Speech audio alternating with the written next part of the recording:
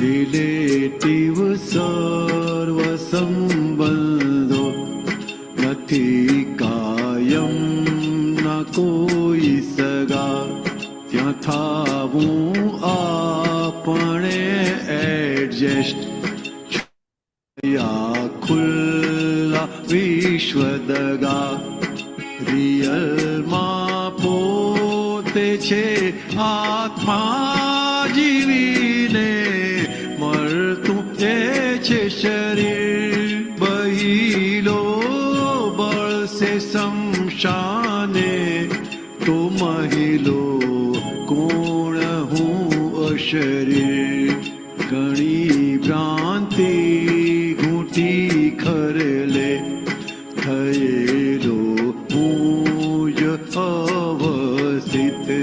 છતત્વે કુદરતી મિશ્રણે ઘડાવ્યું મારું વ્યવસ્થિત. વ્યવસ્થિત શણગારી બક્ષે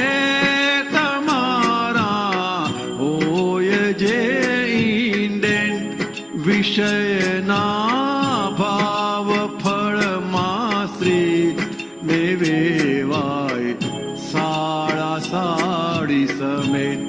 હતો હું એકલો ત્યારે નહોતી આવી કોઈ વળગણ. હવે સમભાવથી નિકાલ કરીશ નહીં તો વધે ઘર્ષણ.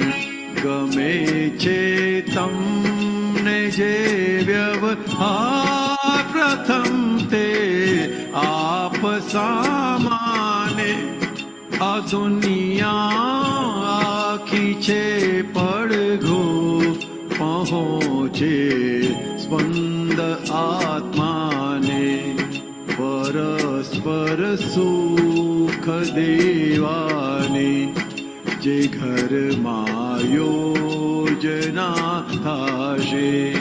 બગીચા ખીલશે ઘરમાં પ્રભુત્વ જ વિકસે પાસે. રિલેટિવ સર્વ સંબંધો નથી કાયમ ના કોઈ સગા.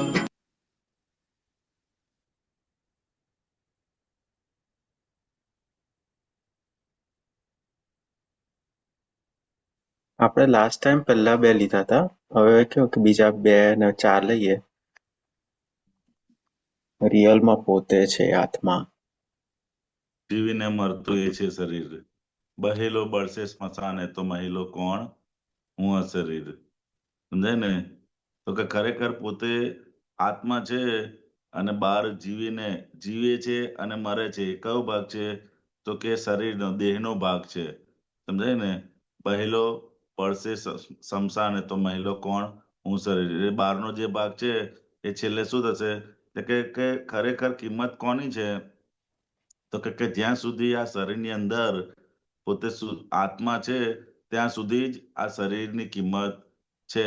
મયથી આત્મા નીકળી જાય પછી તો કે આ શરીરની કિંમત કઈ પણ રહેતી નથી. સમજાય ને? તો ખરેખર કિંમત કોની કરવા જેવું છે? તો દાદા કે આત્માની કિંમત કરવા જેવી છે. પરંતુ કે આપણે સમજણ ન હોવાને કારણે આપણે હંમેશા કોની શરીર કરીએ છીએ? તો કે આ શરીરની કિંમત કરીએ છીએ. અરે એટલે કારણ કે રિયલમાં પોતે છે આત્મા, જીવે ને મરતું એ છે શરીર. એટલે જે જીવે છે ને મરે છે એ ભાગ આખો શરીરનો ભાગ છે. અને ખરેખર પોતે આત્મા છે. તો કે આટલું અંદર સમજણ ફિટ કરતા જવાની છે કે આ બહારનો જે ક્રિયાવાળો ભાગ જે બધો છે એ બધો ક્રિયાવાળો ભાગ કોનો છે? તો કે શરીરનો છે. જે જીવે છે મરે છે. સમજાય ને? તો કે જીવતે છે ને મરે છે એ ભાગ શરીરનો ભાગ છે. અને હું એનાથી જુદો એવો શુદ્ધાત્મા કાયમનો છું. કેવો છું? કાયમનો. જન્મ મરણથી મુક્ત એવો હું શુદ્ધાત્મા છું. સમજાય ને? કે મારો ક્યારેય જન્મ પણ નથી થતો અને મૃત્યુ પણ થતું નથી. જન્મ અને મૃત્યુ કોનું થાય છે? તો કે આ શરીરનું થાય છે. કોનું થાય છે?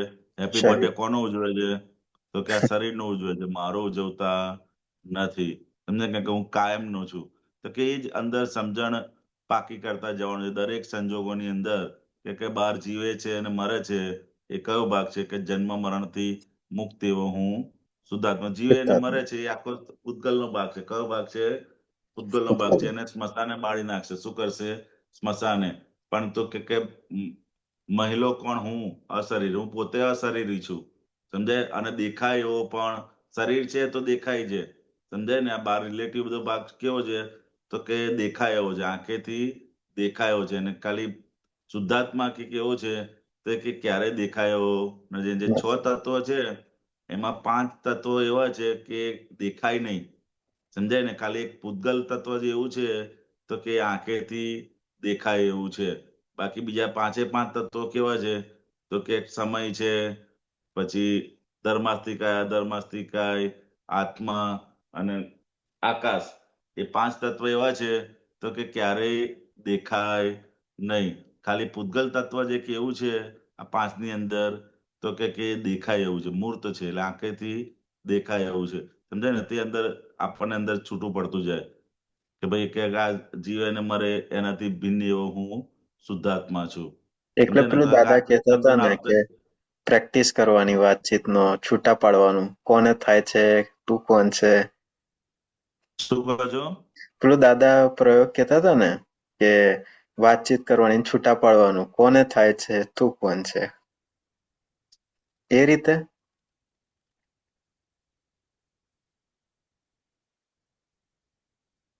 હસમુખાનંદજી ઓડિયો નથી આવતો તમારો હા તમારો અવાજ કપાય છે હા હવે આવ્યો તમારો નતો આવતો હા એવું છે એટલે કે દરેક સંજોગોની અંદર છૂટા પડે એટલે કે એ સમજણે કરીને આપણને શું લાગે કે ભાઈ આ શરીર આપણું શરીર બધું સારું હોય ને ત્યારે આપણને બધું સારું સારું લાગે હા ભાઈ હું બધું કાયમનું સારું છે એવું જ લાગે આપણને સમજાય ને કોઈ રિપોર્ટ અંદર આપી દે કે હવે હાર્દિકભાઈ તમારો બધા રિપોર્ટ નોર્મલ છે બધા એટલે તરત અંદરથી કે આપણને કશું થશે પણ એ નહીં બધા અંદર સમજણ ગોઠવવાની સમજાય ને કે આ રાઈટ શરીર છે એ ક્યારેય કાયમનું છે નહીં નહીં અને કાયમનો કોણ છું તો કે શુદ્ધાત્મા એ કાયમનો છે સમજાય એવા દરેક સંજોગોની અંદર આ સમજણ અંદર આપણે ગોઠવતા જવાનું છે સમજાય ને કે જે જીવે છે મરે છે હું કે કાયમનો છું આ શરીર તો જીવે છે અને મરે છે પાછું જીવશે ને મરશે જીવશે ને બદલ બદલ જ કરે છે બરાબર પરંતુ છે પોતે કાયમનો એવો કાયમનો અને અશરીરી છે કેવો છે શરીર દેખાય અક્ષર એવો નથી સમજે આ તો એના લીધે શરીરની અંદર એને વ્યક્ત થાય છે સમજાય ને બાકી એ પોતે તો અશરીરી જ છે પોતાના શરીર નથી પણ આ શરીરની અંદર એ વ્યક્ત થાય છે સમજાય ને રાઈટ તો તે અંદર ગોઠવ કરવાનું છે સમજાય ને કે પોતે આ શરીર જે જીવે છે મરે છે એક એક અવસ્થાઓ પણ શું થાય છે કે આવે છે ને જાય છે આવે છે ને જાય છે પણ પોતે કાયમનો છે એ અંદર ગોઠવ કરવાનું છે સમજાય ને અંદર એક સમજણ આપણે અંદર પાકી કરતા જવાની છે તે ગોઠવતા જઈશું એટલો આપણને એને આ શુદ્ધાત્મા એટલે પોતાનો અનુભવ અંદર થતો જશે પછી અંદર કહેવાનું કે આ બહારનો ભાગ છે હસમુખાનંદજીનો ભાગ છે એ તો શું થશે કે જ્યારે કે જ્યાં સુધી અમે છે ત્યાં સુધી કે તમારી કિંમત છે હસમુખાનંદજીની કિંમત ક્યાં સુધી તો કે જ્યાં સુધી શુદ્ધાત્મા છે ત્યાં સુધી જેવા શુદ્ધાત્મા નીકળે તો પછી એની કશી કિંમત રહે ના રે પછી કોઈ ઘરમાં ના રાખે 2 કલાક સમજાય ને એટલે એમ કહેવાનું કે ભાઈ તમારી કિંમત ક્યાં સુધી છે તો કે જ્યાં સુધી અમે એટલે કે શુદ્ધાત્મા છે ત્યાં સુધી કે તમારી કિંમત છે કે જેવા અંદરથી શુદ્ધાત્મા ગયા તો કે પછી તમારી કોઈ વેલ્યુ નથી સમજાય ને એટલે કે આ રીતે અંદરથી અલગ સંજોગોની અંદર આપણે ગોઠવણી કરતા રહીશું એટલે તો કે આ પૂતગલની ડિવેલ્યુએશન થતું રહેશે શું થશે નહીંતર આપણને અંદર કાયમ જ રહ્યા કરે કે હું કાયમનો છું ને મને કશું થવાનું નથી સમજાય ને કારણ કે એ મોહ ફરી વળે છે શું ફરી વળે છે ફરી મોહના આધારે આપણને અંદર એ ફરી વળે છે કે કાયમનો છું ને આ છે તે છે તો કે મોહના આધારે તો કે એ સમયની અંદર આ જાગૃતિ અંદર આપણે જેટલું જેટલું ગોઠવતા જઈશું એટલું આપણને એનો સ્વાદ આવતો જશે બરોબર છે બરાબર છે બહુ જ સરસ હમ